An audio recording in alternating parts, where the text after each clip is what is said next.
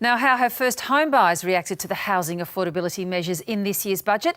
Our reporter Amy Bainbridge caught up with Mark and Sharn Edwards, who are trying to get into the housing market. We have been hearing this morning about the measures the federal government has implemented to help first home buyers get into the overheated property market. Well, for some reaction now, we're joined by two first home buyers who've been searching for about 12 months. Mark and Sharn Edwards, thanks so much for being with us. Can you tell us, what's the journey been like so far trying to get into the property market? Pretty disappointing.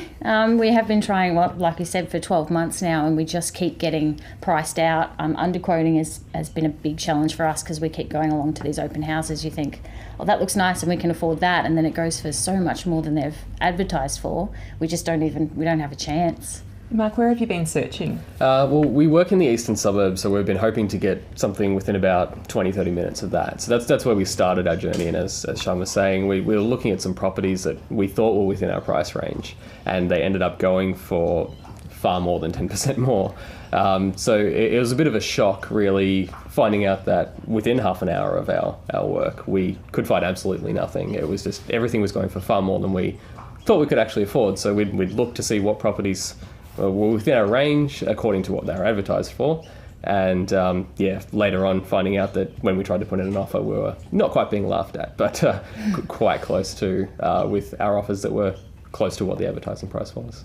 So what do you make of the federal government's announcement about this first home super saver scheme? So you could each put $15,000 a year into super and receive the tax benefits from that, and then a maximum of $30,000 each, which would mean you could pool together a bit more money. What's your reaction to that?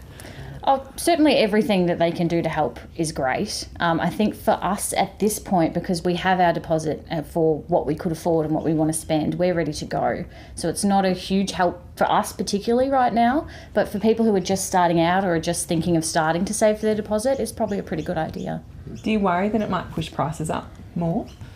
Oh, yeah, that's a good one, because it will give people a chance to save a bit more, but we are the first home buyers as well, so I feel like it's only going to be able to make first home buyers, put them on a stronger foot when they're going into the market. So if all the other first home buyers are being a bit stronger with their offers, at least we'll be on the same foot. So.